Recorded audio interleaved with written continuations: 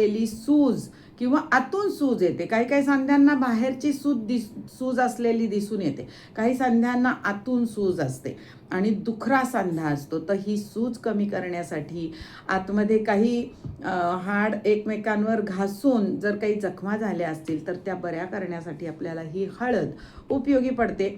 त्याच्यानंतर ओवा आणि सुंठ हे दोन्ही जे साहित्य वापरणार आहोत ते असं आहे की वेदना कमी करतं. जिथे कुठे दुःख आहे, वेदना आहेत, तर त्या कमी करण्यासाठी आपल्याला ओवा पावडर आणि सुंठ पावडरचा उपयोग होणार आहे. त्याचबरोबर आपण घेणार आहोत मेथ्यांची पावडर. ज्या घरामध्ये मेथ्या असतात त्यांची पावडर करायची आहे किंवा विकतही मार्केटमध्ये पावडर मिळते, तर मेथ्यांची पावडर लागणार आहे. मेथी महत्त्वाचं काम काय करते तर ब्लड सर्क्युलेशन चांगलं सुधारतं मेथीमुळे.